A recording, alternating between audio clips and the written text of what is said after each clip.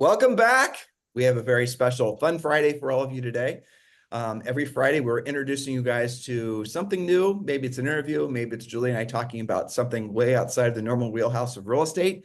But today we have a very special guest, a dear friend of ours, a partner at eXp Realty, and I think one of the most important, significant influencers in the real sense in the residential real estate industry. And if you're Hispanic, you certainly have heard of our good friend, Orlando Montiel. So Orlando, welcome to today's Fun Friday podcast. This is what we call it. We kind of talk about and do whatever we want to on Friday. Give Cool. ourselves a So, break.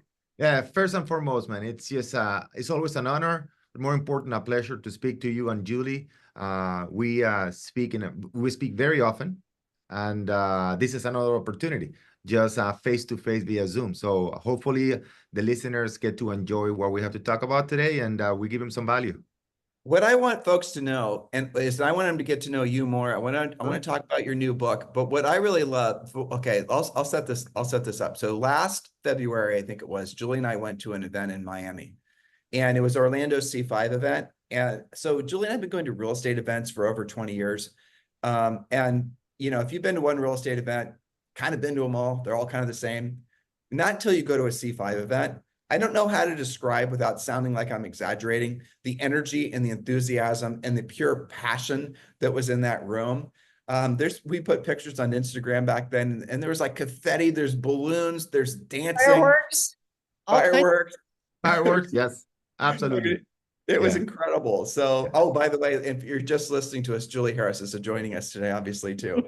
Yeah. So sorry about that, Julie. Yeah. So in any event, that was the first time outside of, really, it's the first time outside maybe a concert where I've ever really seen what a movement feels like. It's beyond a real estate event. C5 is beyond real estate coaching and training. It's something extraordinary. I don't know how to explain it other than that. And if you're ever in or around one of his events, you definitely want to attend, especially the big rallies that they have around Miami. But that aside, so Orlando, I'd like to have our listeners understand, and maybe some of your fans too, your origin story, like the whole thing. Like, how did you come about being such an unbelievably significant rock star in real estate? Which, by the way, if they go to Instagram, Orlando Villas and Victor Montiel, and they can see that they're constantly, my team is constantly posting things from those events you're talking about, which we do on a quarterly basis. So they can see the dynamic, and it's just fun, right? We say selling is a transfer of energy. And if you're in a seminar all, downbeat and tired, it's very difficult to communicate and sell, not only sell a product, but sell ideas, which is what we try to do when we're on stage, right? So my background, very simple. I came from Venezuela to the United States in 1993. I went to Boston for the first year and a half. I went to study at Babson College outside Boston. And then I came to Miami. And in Miami, I had a very difficult financial situation. My parents have to go back to Venezuela, and I had to start from zero, like many other immigrants and many people. So I started from zero and started selling filters, filter water, things like that. I was a valet parking cars, doing serving as a waiter in different places, and I got the chance to go to work for Nations Bank back in the day. Now it's called Bank of America, and that's where I learned the true value of selling, learning to communicate and sell, and that changed my life. That was back in 1995, 96, 97, and 98. So you got a real estate license somewhere in there, I assume. After that, so what happens is there's a lady called Gloria Hockaday. She's the mother of a dear friend, and she said to me, Orlando, since you're in banking and I'm in real estate, just get your license, stay in banking for now, and then whenever you have a client that wants to buy real estate, you just call me. I'll pick him up at 701 Brickell Avenue, very close to downtown Miami. I'll sell them a property, and I'll pay you a commission. That's simple. And she said to me, after a year, you'll quit banking, because you will see way more money selling real estate than working for the bank. And I was making $70,000 at the time. And in the 1990s, $70,000 for a young professional was very good money. But when I saw the checks from Gloria, I said, man, this is a lot of money. I didn't quit the bank. I was fired. I made a mistake and I was fired from the bank. So I was forced to go into real estate, but I had the training from Bank of America. formal training. So within the first year in Miami, which is the mecca of real estate, I had the opportunity to be one of the top agents, and the association approached me and said, what are you doing to sell real estate? I said, listen, I have all this training from Bank of America and I apply it. Would you mind teaching some classes? Sure. And in one of those classes, somebody raised their hand and said, do you teach? I said, yeah. How much do you charge? I said, $500. And that's the way we got started with a coaching company.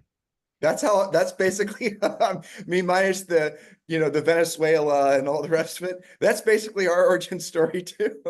Yeah, it's I mean, somebody asked Julie and I at a Howard Brinton event, if we would be their coaches, and we didn't even know what coaching was. And they said right. they pay us $600 a month. I'm like, all right, I'll figure it out. And Yeah. Julie, what year was that? It was like 90. It was what year would that have been? 99. Yeah, 98, 99, somewhere in there. Yeah, so the same thing. But that's funny though, isn't it? How we all kind of meandered into coaching, Yeah, man. Yeah. So I'm curious, because I often wonder about what Julie and I were thinking at the time too, but you're selling in Miami where the average sale price was so much higher. How did you go from like selling real estate to coaching full time, where the average commission, like sometimes people approach Julie and I, they want us to teach them how to start their own coaching businesses. It probably happens 3 or 4 times a month. And they sell real estate. And I asked them, I would say a week. Yeah. Well, every week, every week there's another coach, even in my organization. Yeah. Well, but they have no clue how much harder it is to build a coaching organization than it is. This is my question, sort of question, is how much harder it is to build a coaching organization versus selling real estate, especially your average sale price is going to be 7 figures. And they have no clue. Yeah. I mean, it's like building a coaching business, especially for as long as the 3 of us have, is so much harder than building a successful real estate practice. There's no comparison. Here's the thing, that everything, if you want to do it well, especially if you want to make money, everything is extremely hard. Yeah. If you want to make money selling real estate, it is extremely hard. You have to invest time, you have to invest a lot of money, and you have to practice a lot to become a good real estate agent.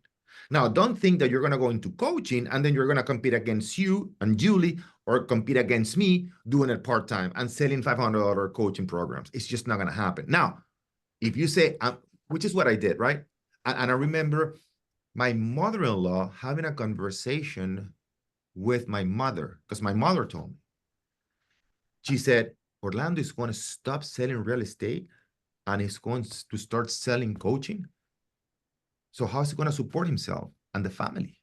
So I'll figure it out. And I said to my wife, if I have to eat rice and Parmesan cheese, and we have to move to a studio, we'll do that. But that's my passion. Teaching is my passion. I really like that. Okay, hold on.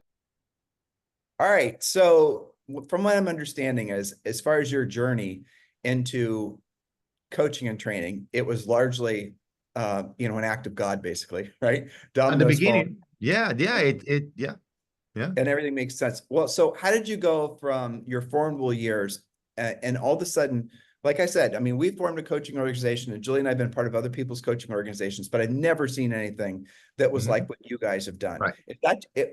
Can you explain really what it is, or how you go about, where's that deep rooted passion come from? That's really the core of C5. So I would say number one, it's our core belief and our every single effort is not about just making more money. It's just for them to understand that it's a transformation, right? I mean, we hear the phrase before, which is just, don't aim for the $1 million just for the sake of making $1 million, but for the person you're going to become in the process. So these people understand that it doesn't happen overnight. It happens fairly fast, but it doesn't happen overnight.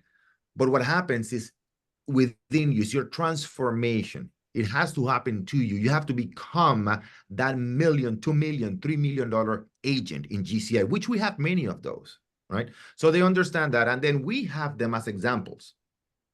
And we didn't start with 12, 1,500 people in every quarter on a room, right? In a convention center. But we started small, and we had a few people that were having success, then more and more and more. So I talk about belief is more important than knowledge. And then when they see other people on stage making $200,000-$300,000 per quarter as real estate agents, they say, well, and they tell me that person doesn't even talk as good as I talk. That person doesn't have as much experience as I do.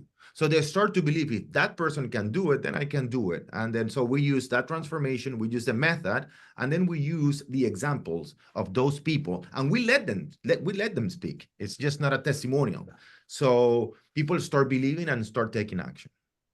Well, that's brilliant. I'll say the other thing that I noticed when I was amongst your folks at the events we've gone to is that there is a sense of entrepreneurialism and meritocracy. Like, frankly, I think most of the rest of the country has forgotten. I think it might be the fact that most of your folks are first or second generation Americans. I think that's true. And they have such love, and I'm going to use the word passion for like the 10th time. That's how my brain is wired when I'm thinking of C5, because that really is the key word, is passion, real passion. But when we're at your event and we're talking to folks and and we're getting to know them, and a lot of them listen to our podcast, the amount of energy and enthusiasm and drive and pure entrepreneurial angst that they have, I wish that all of our coaching clients felt like that, because it's infectious for one, but they are so happy that they have the opportunity to be with you at C5, you and your brother and your great group, but also to be in America, and also to be selling real estate in Miami and around other places, because you have coaching clients. It's the appreciation of the opportunity that we felt. Right. Yeah. Right. That's different. You don't see that everywhere. Yeah.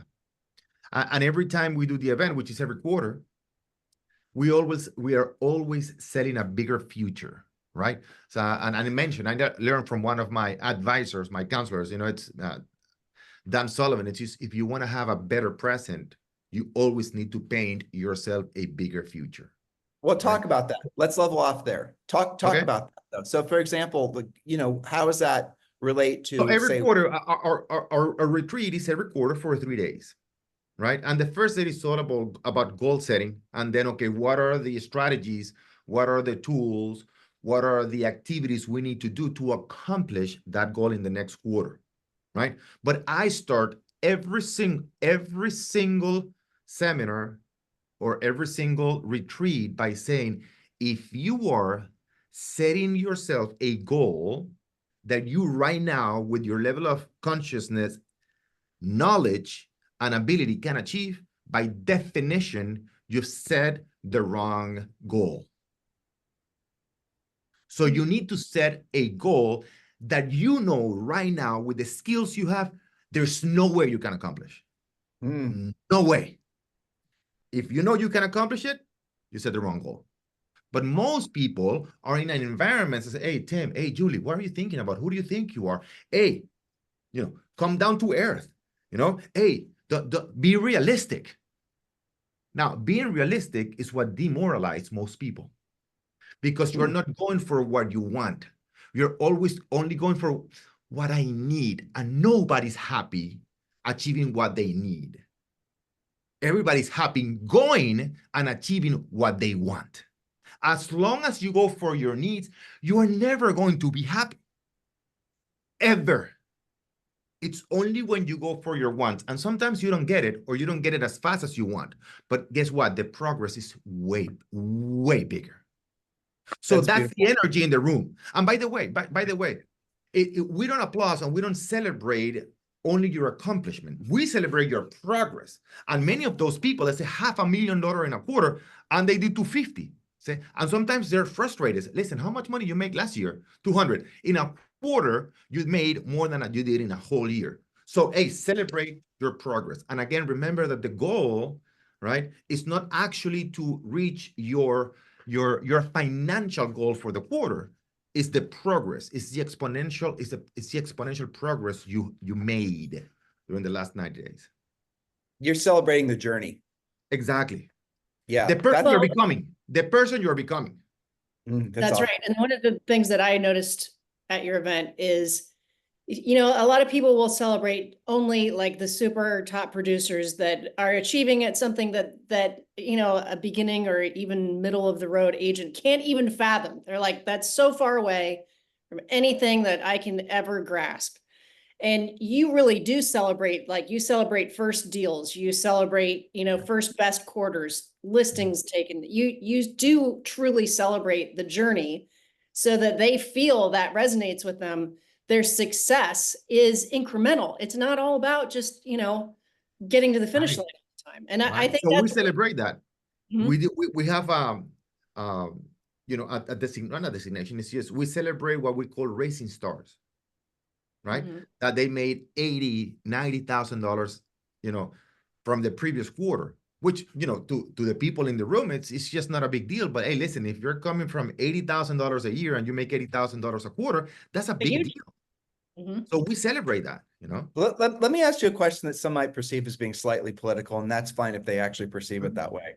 There is something special about somebody who has actually lived through socialism, who has lived through Venezuela, or has lived through these countries where they've seen the governments actually turn against the people, overtly or so, covertly, basically. And when they come to the United States and they feel what it's like to, the opportunity that this presents, that's truly something really special. And then when you pile on the secret sauce of allowing them to think bigger than they maybe have ever conceived that they could think, that's the je ne sais quoi. That's the special thing. And I don't know if actually I was thinking as you were talking, I was like, it's unfortunate, but there is this, I'd say this prevailing, and maybe it's going away now, frankly, but there has been for a long time, decades perhaps, there's been this prevailing energy, vibe, to sound like a kid, amongst a lot of the real estate industry, or a lot, maybe even societally speaking here, where you're not supposed to be essentially out achieving your competitors or your neighbors. Yeah, there's something like in real estate, very rarely is the word competitor and competition even used. But societally, even, there's almost like this socialistic blanket that's kind of settled over the country that for the first time, and then if you all of a sudden were to outperform and you were to break free of all of that, it's almost like, again, I felt this for a long time, probably my entire adult professional life, and I'm definitely not feeling it. I feel like it's going away, but we don't celebrate the people who are really like you. We don't celebrate the people that are like a lot of your C5 members. We as a culture, we've gotten away from celebrating the people that are really trying to, bend the time-space continuum. And like people will say, well, Orlando Montiel is almost, it's got his, yacht and his all these other things because somehow he's taken it from somebody else. He's somehow minimized, or, he's doing like he has that because he stole it from somebody else, that type of mentality. And the exact opposite is true. You have the lifestyle, your best agents have their lifestyle, and they're achieving the things they're wanting to achieve because they provided for other people. Motivation, enthusiasm. Like you've just written a fantastic book. I'm looking forward to talking about it. But it's the exact opposite of what I think a lot of kids nowadays have been raised to believe. Like I don't know how to express, Julia, what are you thinking? We talk about this sometimes. Well, we're talking mostly observing that, especially about Orlando's event and his group. And I wonder if maybe you can talk about that a little bit so that if we, there's a lot of our listeners that didn't, to me, I almost look at it as, I know I'm interested in your thoughts on this. I kind of feel like it's an advantage to have come from that because you have a comparison and hey, you know what? Make hay while the sun shines because there's huge opportunity here. I feel like there's an inherent advantage. And a lot of people say, well, immigrants are all disadvantaged. But I think Not at all. I don't think that that's the case. I don't get that from your group. Maybe you could talk about it. I watched an interview from Larry Ellison, the founder of Oracle, last week. And the interview was about him and his best friend, Steve Jobs, right? And he said, I had the privilege of having all the disadvantages that allow me to be successful. Very cool, right? So what happens, and you see that in every culture, it's you can either decide to see the quote unquote disadvantage or the bad things, right? What's happening with the economy.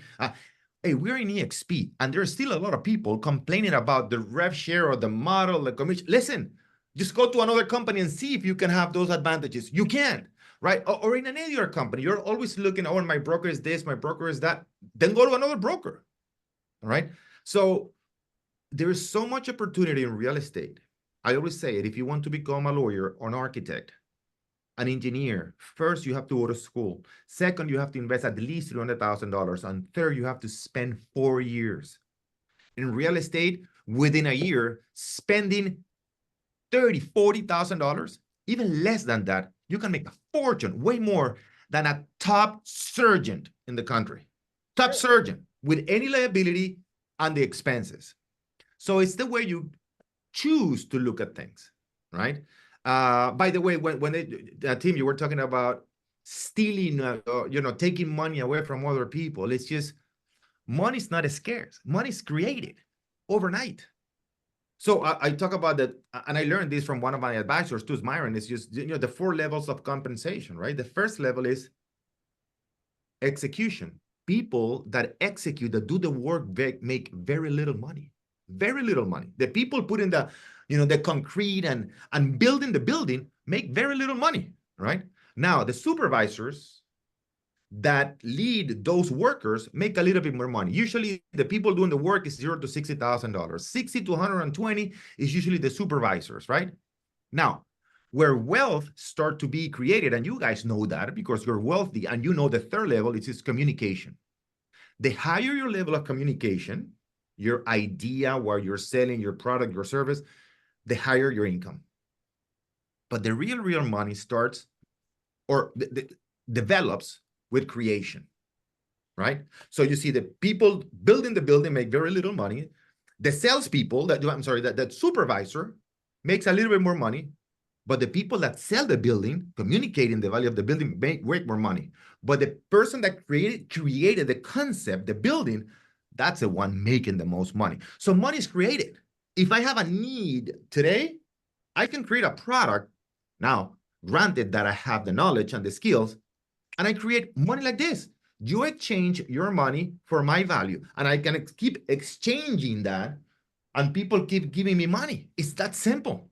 As long as I'm providing value to somebody else, it's so much value that people, you and I as consumers, are willing to give our money for something of value. And nobody loses. You're not taking I decided to give you the money for your coaching, but you can sell the coaching. You created a coaching program, you sold it to me, but not because you sold it to me, you can sell it to somebody else. And you can create another program, another program, another program. Creation is the highest form of compensation.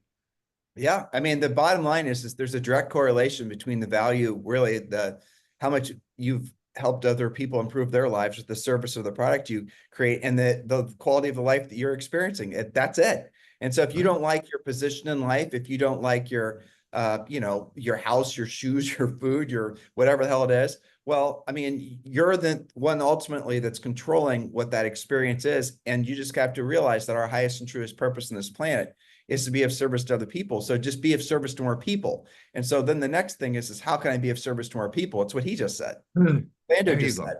Yeah, it's interesting too, Orlando. Most millionaires, most first-generation millionaires in the United States make it from real estate. And something like, Julie and I have done podcasts about this, but Julie, what was it? Like less than 3% of all even single-digit millionaires inherited their wealth.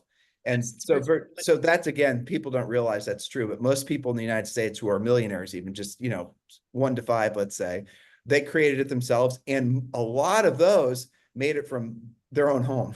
So they're millionaires because they bought a house and bought, and right place at the right time. But what's fascinating is the people that really become some of the, the wealthiest folks, they make it in real estate and then they leverage that into private equity. And so that's kind of where you're seeing your example of what you're saying. So the private equity be, being venture capital, helping seed other businesses, maybe, being on advisory boards and things like that. Because then you take your knowledge and you can, obviously benefit a hell of a lot more people like this, this Zoom podcast that we're doing right now. Hopefully that's going to have the same effect, right? It's thousands and thousands of people that are going to listen to us. So hopefully we're motivating. So let's pivot. Let's talk about your book. Tell them about the title of the book.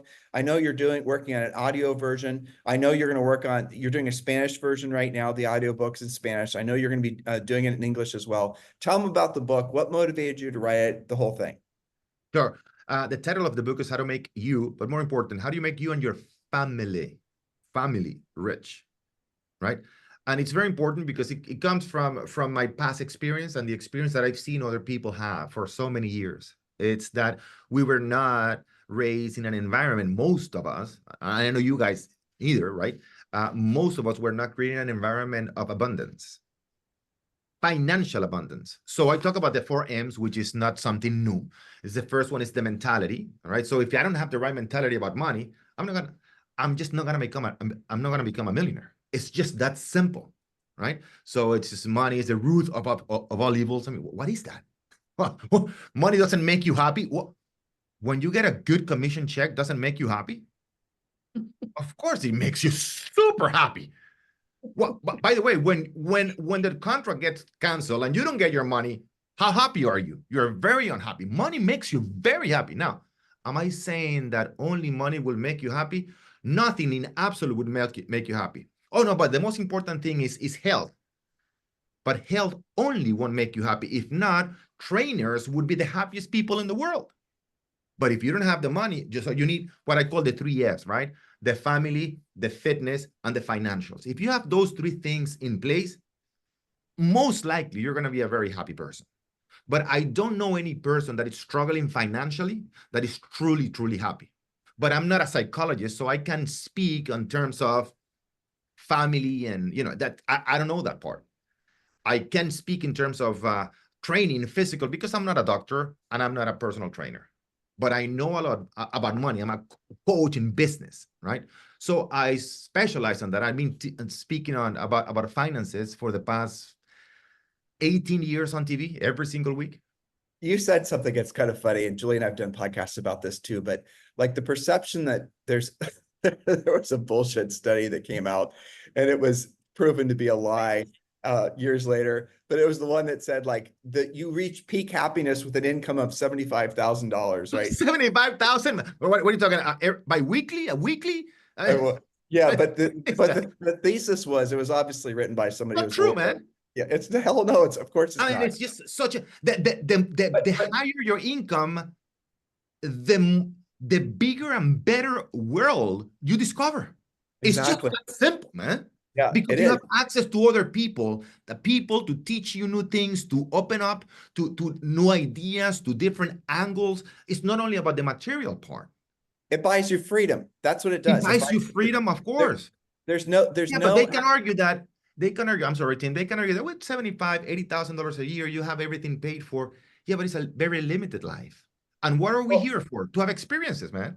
But that belief that you can be happy, like the whole happy thing, happiness is a temporary emotion. It comes and it goes, right?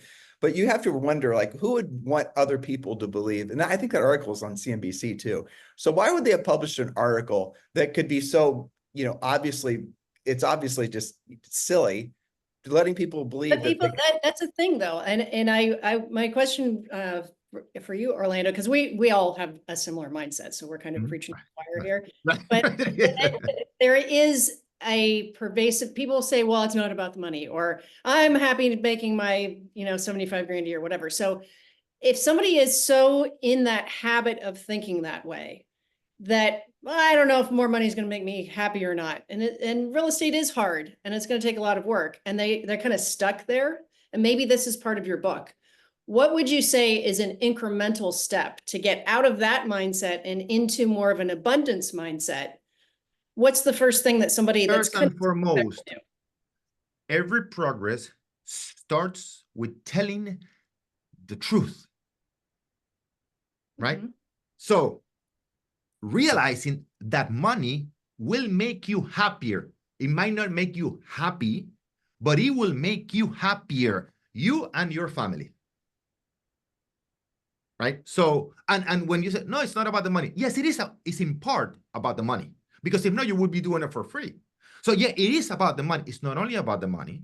And actually, the more money you make, it's less about the money, because there are other, money is just one of the benefits you get through your transformation of becoming better and better and better and helping other people. It's just one of the benefits. That's it. It's one of them. But the reinforcement of helping other people and seeing them succeed, they pay you more, and then you want to become better to help them more, and they pay you more. That's one of the benefits. But yeah, it is about the money. In part, not 100%.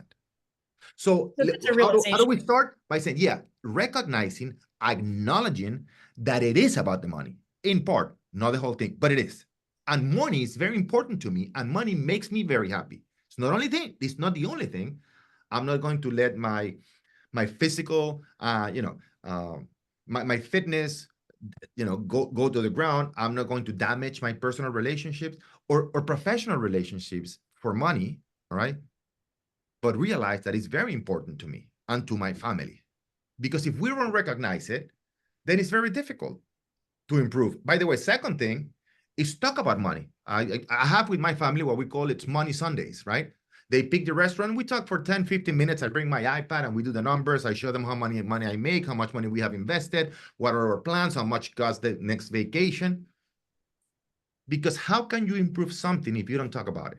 You guys are a couple, and in order to improve your relationship, you have to talk about your relationship, right? If you want to improve your coaching program, which is amazing, it's been, out for so many years, you have to talk about coaching. So whatever you want to improve, you have to talk about. So the second thing is you got to talk about money. Most people don't. It's true. Most people are taught not to. Isn't that what you're told? Don't talk about money, but don't talk about politics or money. But again, what are you saying? This is kind of a full loop conversation, because like when we were at C5, Julie, when there was an event, that's what the vibe was, that, the unrealized potential that those people were experiencing, and maybe, for the first time in their lives, because their cultures, where they came from, maybe their families never had them think like that. Maybe they never even, that was probably this energy is probably part of what, we experienced there. But it is really fascinating to think that some people think that money doesn't make your life better. There are literally no aspects of your life that are not improved the more money you have. And sometimes, people will read, well, what if you have bad health? Well, if you have money, your health care is going to be better than if you don't have money.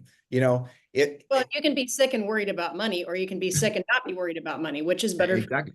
Yeah. And look, we're not talking about going out and, you don't have to go out and blow all your money on consumer items. Matter of fact, what's interesting is the more money you have, the less inclined you are when you go from, like, if you're a real what we call realtor rich, where you just basically have a couple good months and you want to go out and splurge and buy some consumer items, well, go for it.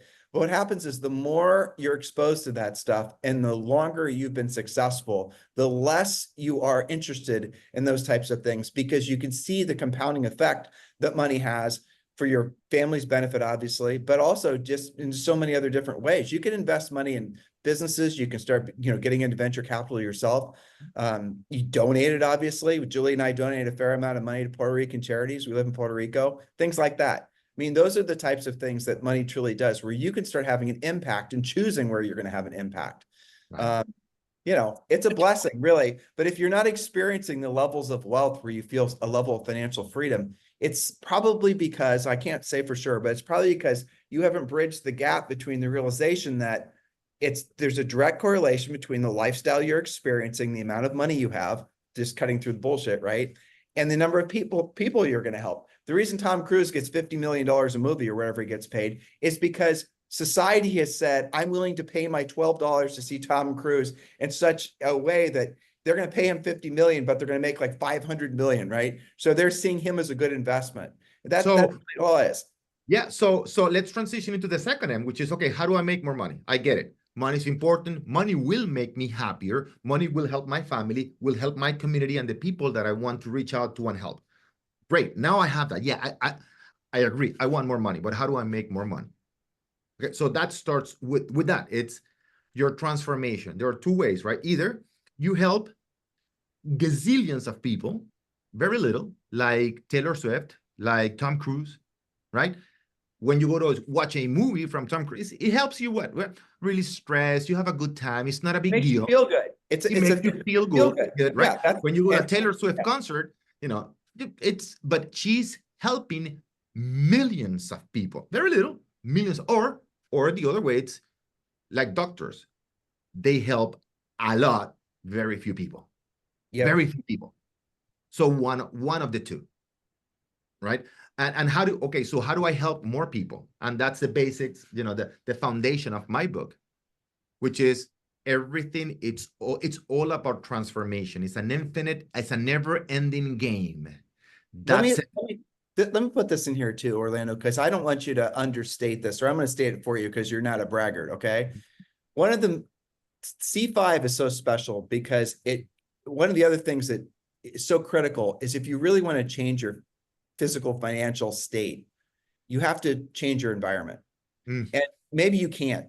Maybe you can't. Maybe right now you're not in a position where you can move from Yes, you can. Well, you can. You have to get to it though. But my point is when you're reading books and listening to podcasts and you start tuning into the higher level frequencies, if you will, sorry for sounding all, woo-woo, but you are going to start automatically realizing the potential. But really one of the shortcuts is to go to a C5 event if they're nearby, because that's going to put you rubbing elbows with other people that are also aspirational. So the environment in which you live in isn't your physical environment, your mental environment, your spiritual environment. All those environments really, really matter. And if you're surrounded by, an environment physically you don't really like, well, then you're going to have to then focus on maybe improving your mental environment. And you're going to have to surround yourself with different people and choose who you're going to allow to influence you. So if you're spending all your time listening to doom and gloom and going from going from one Facebook group, which is doom and gloom, to another, you're so mired. Exactly. I've had several new coaching clients, and you wouldn't think this would still be happening several years after COVID, but a common thing that I'm hearing is I became home office during COVID. I never really, it's like they kind of went to ground and hid out for a while, and then they got really isolated, and then they went doom scrolling, and then they watched the news, and then all the political stuff happened, and now they feel like they're not confident anymore. Even some previously pretty strong agents that had their act together, they just like lost their way. And I think what you guys are saying is, like C5 events, for example, that's a great mindset, like cure. And I can see how your people get addicted to that because of what Tim said. That is a way of changing your environment. Even if you go back to your home office, you're going to take that with you and you're going to say, I found my people. Now I feel excited again. And I think there's a lot of people listening that have lost that, association with success, that something like C5 can put that back into them. I think that there's a little bit of that still floating around. They're coming from Orlando, let me drive this home. Okay. So if you're interested in C5 and EXP Realty, and you're prominently, I'd say mostly Spanish speaking, there is no better shortcut, to accomplishing huge things in life than joining with the Montiels. There just isn't. Not that I've ever seen. I mean, if you could capture just a tiny, tiny, tiny bit of the energy that comes from their organization, you could be Elon Musk would be asking how you did it. I mean, honestly, it's just extraordinary. I appreciate it. Yeah, but it's true. It is true, Orlando. We have agents coming from 16 different countries every quarter. Yeah. So what happens is, and I've learned this, and they learned that, right? The most important thing every single human being has, the most important thing is their environment. Nothing compares to it. Listen, I love doing yoga. I've been doing transcendental meditation for the past 20 years. There is no yoga session. There is no number of transcendental meditations that are going to make me better than the right environment.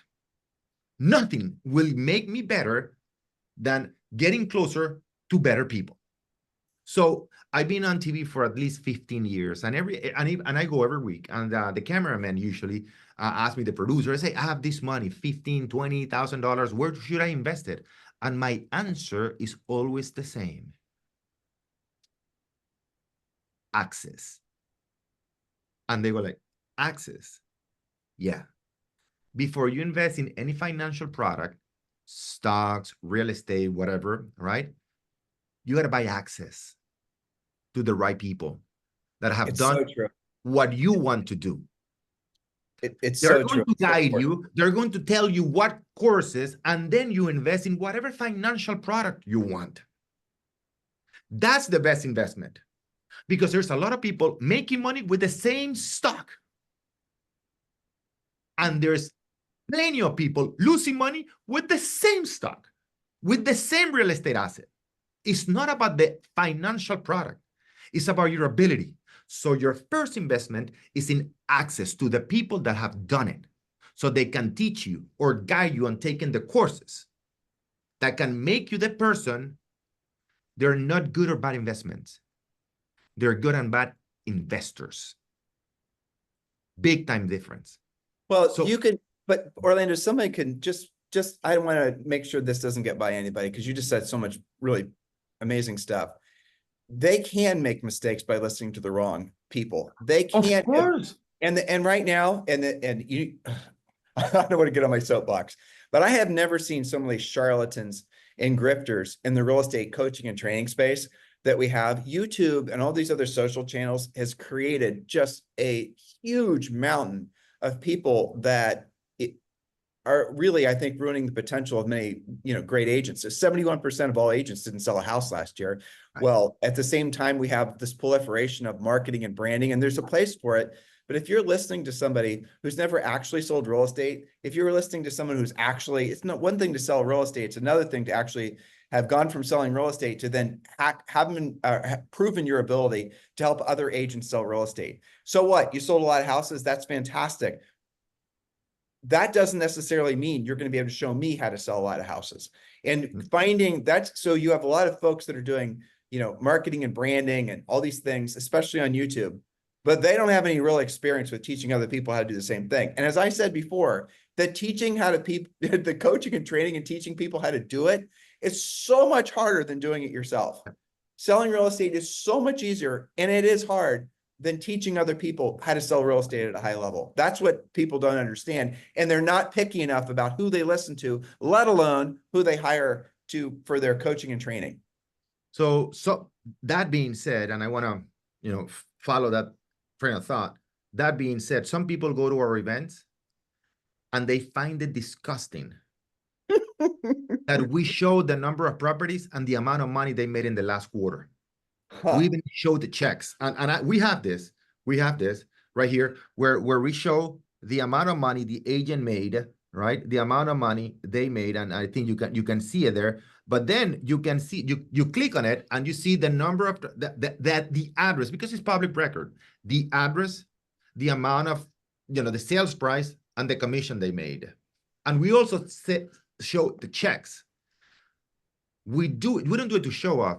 We do it to inspire you, to show you that it's possible, and to listen to the right person. When people come to me with that advice, it's just, don't tell me, show me. And I show, if I'm talking about a book, how to become a millionaire, I got to be a billionaire. And the first thing I show in those and some people find it disgusting. But ask the person that is giving you advice, because grotesque, I don't know, you're showing how much money, that's so much show off. It's not show off. When you go to the gym, you don't see the trainer with a big jacket hiding their muscles. What are they? In a little shirt, showing you. Because if you see a person that is overweight, that is not in shape, trying to give you, all right, fitness advice, you're not going to take it. No. So the first thing is, if you're saying become rich, a millionaire, at least you got to have $1 million cash in the bank. And I always show it. That's it. But it's not to impress you. It's to inspire you, to let you know that you're talking to the person that is truly a millionaire. And you're seeing agents that are making the millions. Look at the checks, look at the address, and look at the commission. It's that simple. A lot of people aren't ready for that, though. They're just emotionally. But that is their problem. It goes back to your first point, right? But we're looking for the people. Right. We're looking for the people that are ready. So not because some people are going to talk bad or are not going to like it, it's going to prevent me from showing it to the person that is ready to take the next level. Right. Those are the people that, and this is what I was trying to thank you for actually saying what you just did. But those are the people that, frankly, are not ready for coaching and training. They're just not going to be, it's just not going to work, because they still have something that's holding them back from actually accepting the fact that money is nothing other than the transference of energy. That's all it is. That's it. But there are people in your audience who are somewhere in between. They're not quite saying, oh, that makes me uncomfortable to talk about money. I'm not used to that. But what you do at your events is, it's like you're giving people permission to have enthusiasm for earning that kind of money as the result of helping more people. you're unlocking that and you're saying, hey, you know what? It's okay. It's kind of like we touched on before. It's okay to talk about competition. It's okay to win because you're in a meritocracy, because competition will root out people that stink at this business or really at any business, right? But you're giving permission to have that enthusiasm and as a result to invest in that person's future.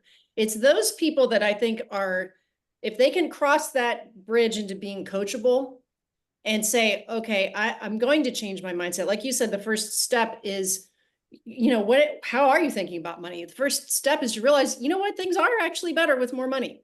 Okay, so then how do I get there? And to unlock that. And I think that for many people, and hopefully we're going that direction as a country, I think for many people, it's like a cloud is being lifted off their shoulders, and you're letting that in and saying, you know what, you can do and be and have anything you want, assuming that you put the skills in place and you stay on course and you be coachable. The world is anything that you want from it. And it's not disgusting, and it is okay to want to be that better person that transforms through the types of things that you teach in C5, and it's that path. So I think you give permission to say, you know what, it's okay to want to be more than I am right now. Absolutely. Yeah. That's beautiful.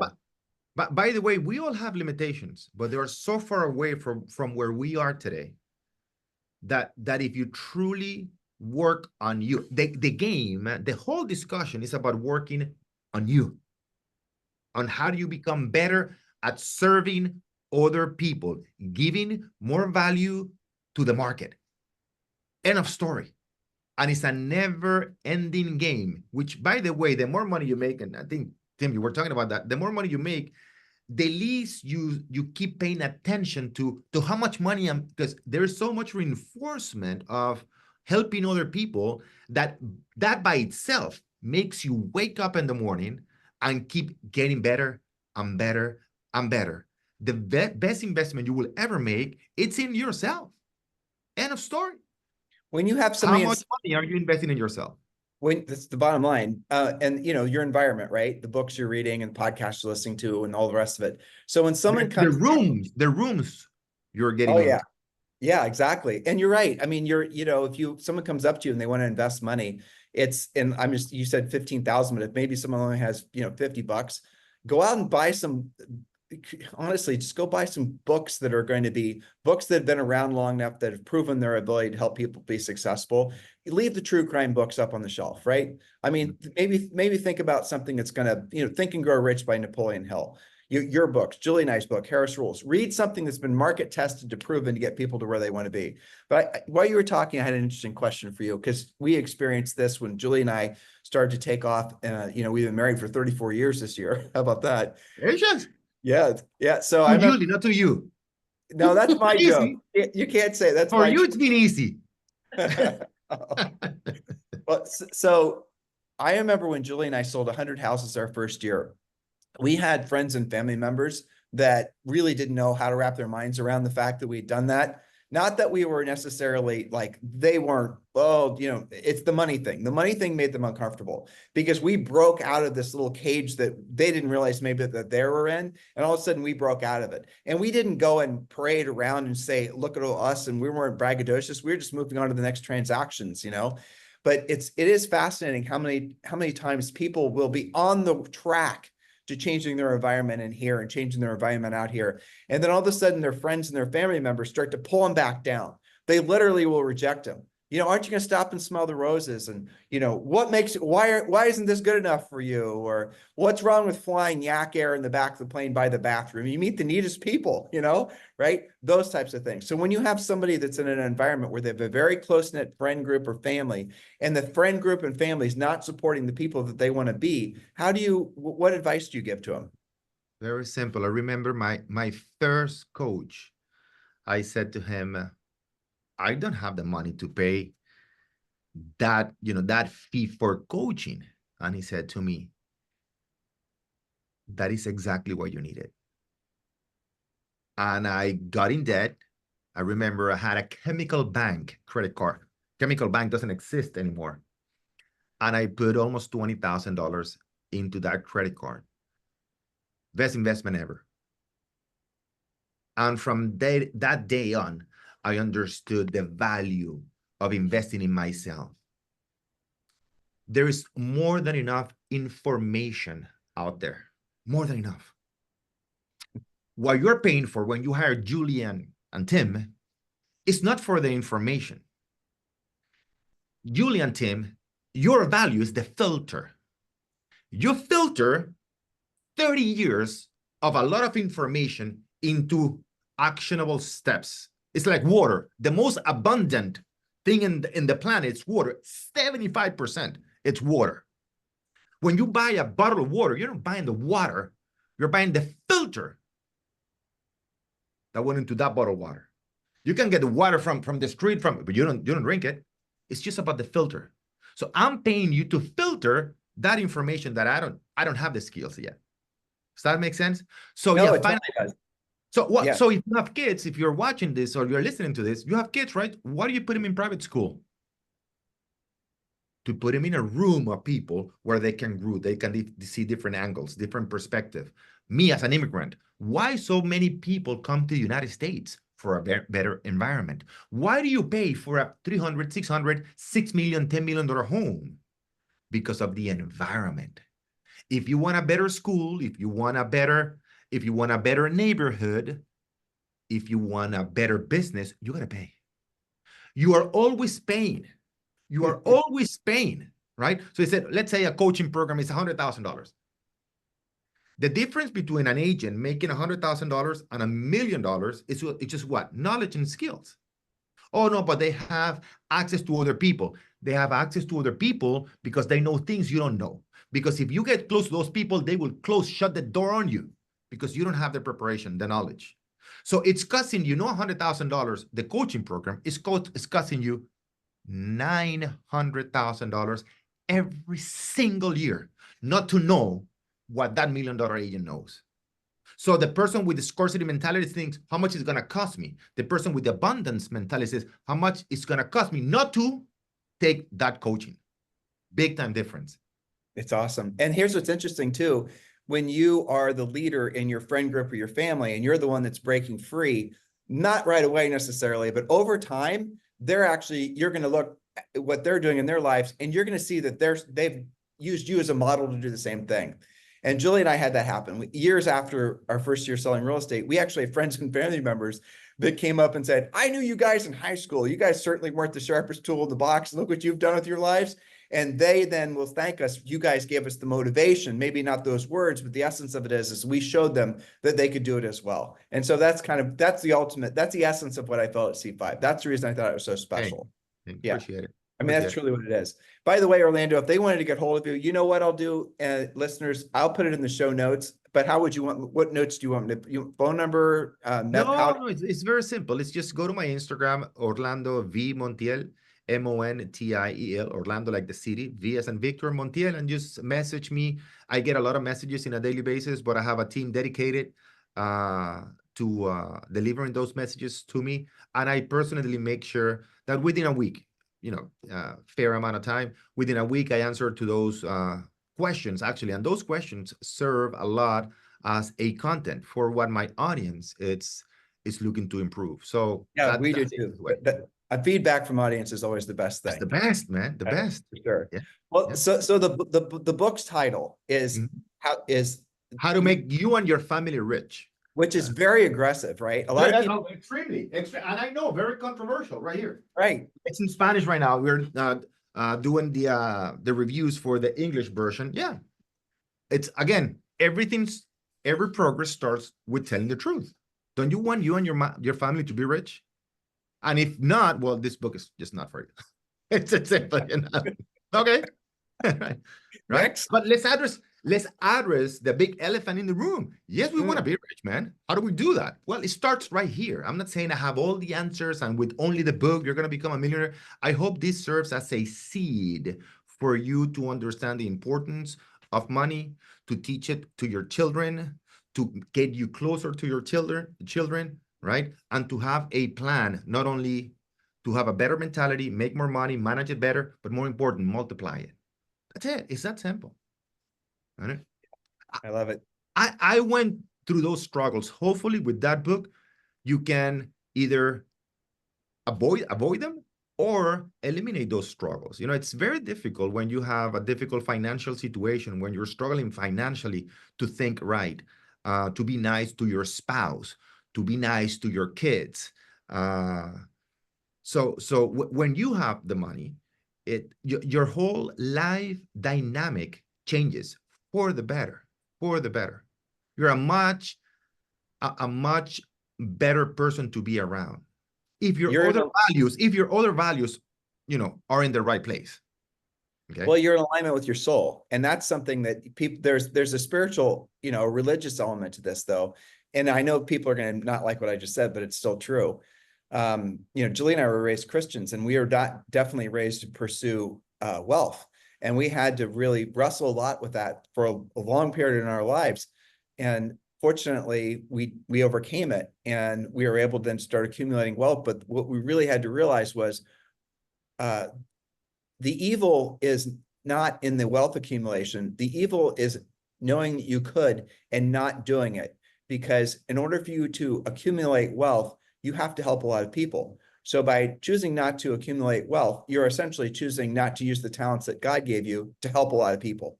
I mean, that's how Julie and I. Yeah.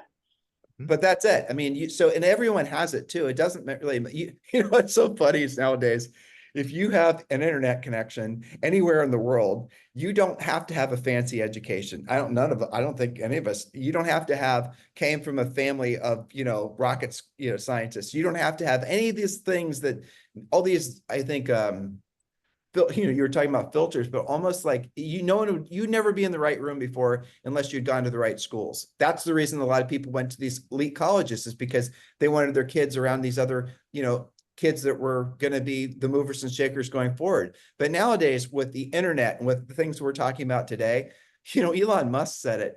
I think he actually said, I forget how many children he has, but he's not even necessarily an advocate of them going to college, because you can learn pretty much everything you need to learn to be successful in life on the podcasts, audiobooks. Exactly. I mean, exactly.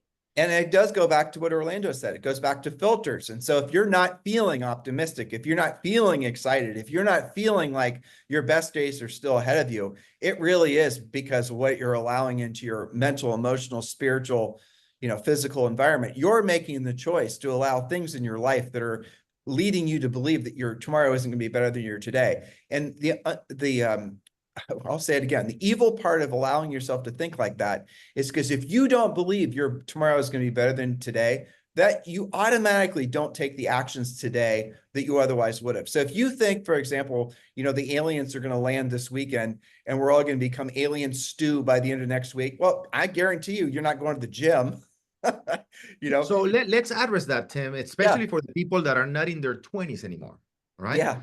So before the Industrial Revolution, we had the kings, right? The czars, the big families around the world that control the money supply. They were the gazillionaires, and nobody else have access to this to it unless you were part of the family. When the Industrial Revolution came, then you have people that within 2 or 3 decades became millionaires, multi-millionaires. J.P. Morgan, Andrew Carnegie. I mean, those people became multi-millionaire. Then when the internet came, you had billionaires within a decade. Now with the new revolution, AI, you have kids making $250,000 when they're 21, 22. $250,000 a month. So they're becoming millionaires within literally a month. So it's to give you some hope. It doesn't matter what age you are, you can become financially healthy, right? As long as you develop certain skills. And for those people, and I was in one mastermind group that's one of the people there is an expert on AI. I want to just mention this because that got my attention. So he said, don't worry about AI taking your job. Worry about the person that knows how to use AI taking your job. That's very interesting, right? Very cool. So yeah, maybe in the future, AI will take your job, but way before that, it's going to be Well, somebody who knows how to use AI. we could talk about that, but there's zero chance Right. AI is going to take. What's going to happen is But basically, people, yeah, and again, but emphasize what you just said, Orlando, because again, there's this it's the dystopian. people, it's the abilities. I'm going to tie these two things together. So if you don't believe tomorrow's going to be better than today, you're not going to do the education, the coaching, and the training. You're not going to read the books. You're not going to listen to the podcast. You're just going to wait around, wait for the end of the world. Your belief is that, tomorrow is going to be not worth what today is. So screw it. I'm going to live for today. And that means I'm going to spend all my money. I'm not going to invest. I'm not going to learn. I'm not going to do anything. So there's these dystopian perspectives that come around on a regular basis. And the new one is AI is going to replace all of us. And as a result, you're all, people are not optimistic and excited about it. They're fearful of it. But the reality of it is what's going to happen is exactly what Orlando just said. Somebody who's not afraid of it, somebody who doesn't have an issue with essentially understanding that rich is merely where your money works for you, and you no longer have to work for your money.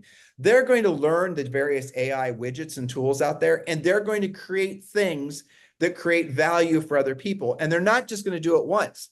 Like right now, if I wanted to create another business, it's something completely different from what we're doing. That takes a lot of effort. But what if I could create numerous businesses that are all basically where I have an army of AI assistants doing all these different things? And you could launch this great idea. Maybe I want to make a CRM. I actually messed around with this, and I asked ChatGPT and a couple of the others to look at the CRM code that was with these other websites and asking what, and then it wrote for me, not the actual code, but how I'd go about writing the actual code. I don't know code, but then I said, okay, so if I wanted to then hire AI to write the code, how would I do it? And then it gave me references to freaking AI that's writing freaking code. And I just wrote the roadmap of what I wanted my CRM to look like. I could create, with just me sitting in front of my computer, a CRM that would cost hundreds, well, probably at least $10 million to create and maybe 2 or 3 years to refine. I can go out there and I can create whatever I want to with AI as an individual person, which means frankly, it's going to put in flux all the things, all the paradigms that we believe are just steadfast. College education, all these things we talked about. So you said it was basically the person that knows how to leverage AI, but it's going to be everyone. So if you're a firefighter, if you're a forward deployed service member, if you're a real estate agent, if you're whatever, and you start embracing the fact that AI is going to make it so that you can allow your brain to just really go in all these different directions. So let's say I launch my CRM that AI helped me make. Let's say it sucks, it doesn't work. AI creates me a marketing plan. AI does all the social media. AI does everything. It doesn't work. Maybe there's too much noise in the channel, and maybe it's not what the market wanted. What was my time invested? It wasn't tens of millions of dollars. I'm going to go on to the next one, the next one. Exactly. Or I can ask AI. It's the greatest objection handler to anybody who has a computer and can type and read, saying, I can't do anything.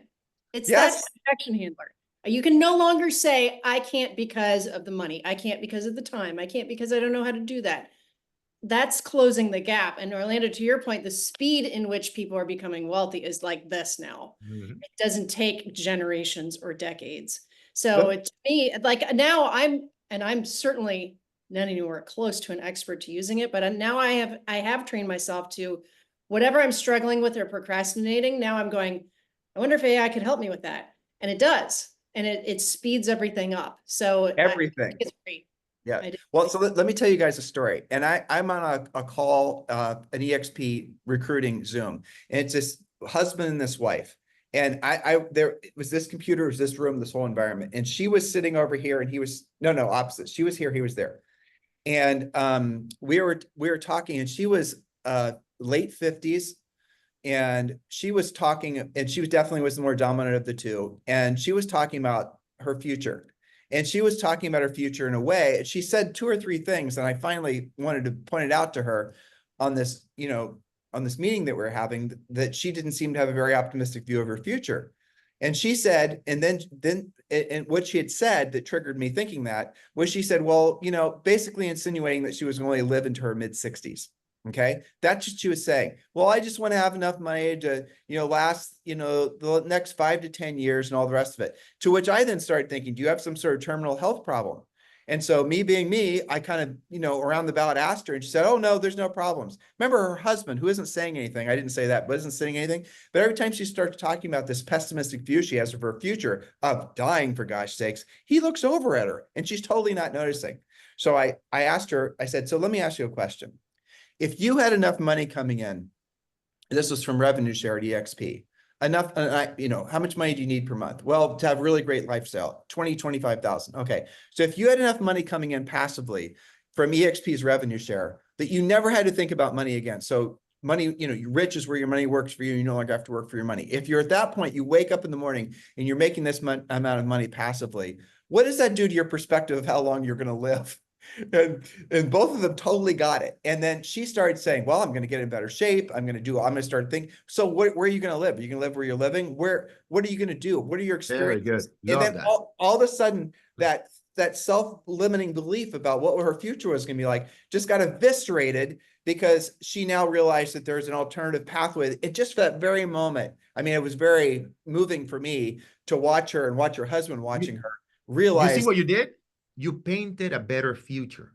And that's what most people are lacking. They're afraid because of or the environment didn't teach them how to do that. And I start many of my talks by saying, would you like to have a chef, a person that cooks for you Monday, morning, afternoon, and night? Would you like to have a personal trainer that goes to your house? Would you like to have a driver? And everybody's, of course I would. So imagine developing the skills to help other people that provides you with enough money to do all those things. Would you like to travel first class? What about private planes? Would you like that? Who's going to say no to that? Now, the thing is that most people, this is another myth, right? In order to make more, you have to work more. So working hard is not a competitive advantage. Everybody works hard. Got it? It's not about working hard. It's actually about developing the skills that will allow you to scale. You can work very hard 24/7, but if you don't develop better skills, you're going to make always the same amount of money. So it's not about working harder. As a matter of fact, one of my mentors, Dan Sullivan, says, if you want to make more money, you have to start working less. You have to start thinking and developing certain skills, to analyze your business. Okay, what are my people truly needing? Do I have those skills to give them what they need? No. How do I develop that? That is the real conversation. It's not about working harder, but most people told you always, you got to work very, very, very, very hard. Yeah. You know who works the hardest in a restaurant? The waiter, the people cleaning the kitchen. They work very hard, way harder than the owner. But they never think, what can I do better? What skills do I need to develop to become even the manager of this restaurant and eventually have my own restaurant? I used to be a busboy, so I know what you're talking about. But what you're describing are skills that compound, things that compound. So Right. if you're just going to cut grass, that doesn't compound. You get paid when you cut the grass, or you get paid when you sell that house. What you look for are things you could do that, like, so money compounds. So if you're going, and the reason it does, the richer you become, the wealthier you become, rich and then wealthy, right? Some people say rich is up to, there's a great book. I forget what it's called. I should find it. I might find it. One of the best books ever about money. Anyway, the gist of it is that you can work hard and become rich, but to become wealthy, where your money works for you, no longer have to work for your money, where you turn on your Monarch Financial, whatever it is, and you see what your stock portfolio did, you see what your real estate did, you see what your gold did, you see what your other things did.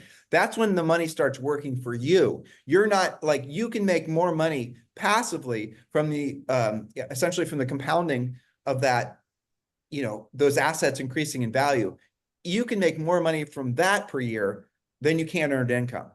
And when you break through the threshold of earning more money passively, not from your own efforts, but from your past efforts, actually now, because they've multiplied, that's what true wealth is.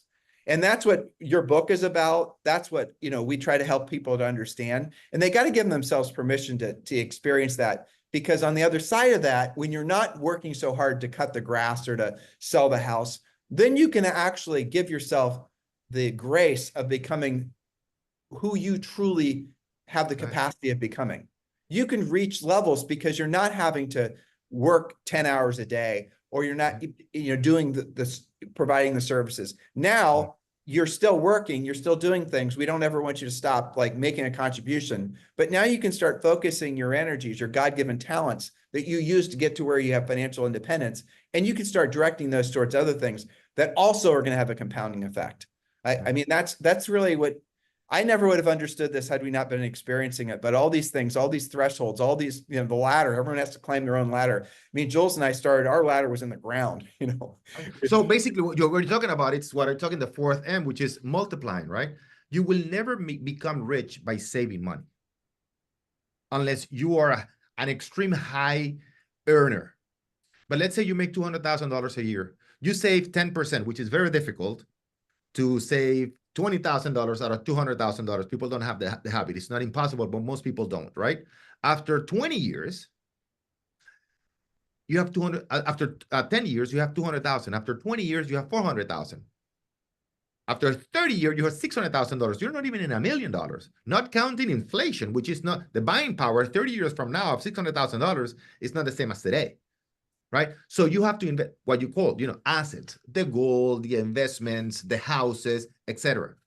So it's making sure that you work full-time on your job while on the side, part-time, you develop the assets that will make money work for you. Another one, this they say in Spanish. I don't know if they say it in English. Money, money doesn't grow on trees. Right. Time out. Money works and grows faster than trees. Way fast. You laugh because you know that. If it's planted correct. I laugh because So what happens is at the good. beginning, you will work very hard to build your assets, and they will make you very little money. But after a while, you will make a lot of money and work very little. It takes time. It doesn't happen overnight. Which, by the way, let me go back to another principle in the book. Making $1 million happens overnight. Literally. I know it has happened to you. It has happened to me. It happens to me in every retreat. $1 million in 45 minutes. More than $1 million in 45 minutes. It might sound, this guy, it's just, people make way more money. There's tons of people that make gazillions, millions more than me. So I'm not trying to flex here at all. So making $1 million happens like this. Now, becoming the person that can make $1 million like this is what takes time. Big difference. But it doesn't have to take that long if you get into the right environment. But it doesn't happen overnight. That's what I'm saying. No. But people say, I want to make $1 million. It happens very fast if you're the person that is able to make $1 million. Well, there's making $1 million. There's making $1 million. There's saving $1 million. Yeah. And with saving, with that, then essentially making $1 million passively, right? Yeah. That's, there's cycles to all of this. So there are two different conversations. Yeah. Yeah, no, they are, but they're compounding conversations. They're the things, if you only stop at the usual first, get train stop, which is making $1 million, building your team, doing your branding, doing your marketing, doing all the rest of it, and you don't go on to the next one, then what the hell did you do all the first one for? Because you'll have nothing to show for it. And you're going to be looking in your rearview mirror at all your freaking plaques and your trophies and whatnot, but you're going to have nothing to show for it. You're going to be at a point in your life and you're going to say, I thought I was all that, but I'm freaking flat broke. It's because you didn't get back your ass on the train and go to the next stop. So it's extremely difficult unless you're an athlete or an actor or a very famous singer to become wealthy, to make $1 million working actively, right? With active income. Very, very, very difficult. As a matter of fact, even doctors, right? They are practicing, they're creating active income, which is very important, your active income, the money you get exchanging time by trading your time. That's important because that's what gives you the ability to create that passive income, to create those assets that create the passive income. But again, the wealth starts with the passive income. Yeah, sure. Starts to grow, right? We actually have to get to another Zoom. Julie just reminded me and texted me that we're almost late. 1 p.m. already. I know, we went over time. We could talk all day, all of us. But I think the important thing is this conversation has been about, it's okay to make money. Money makes things better. It starts with being clear on all of those things and not always saying, oh, God, I don't even want to open my accounts. I don't want to look at that. Oh, I only look at it once a month. I only look at it when my accountant makes me do my taxes. Is that transparency and that training and the skills and the coaching and being around people that support you. I think that's why we all love talking to each other, is because we kind of resonate that way. I hope that came out in the podcast.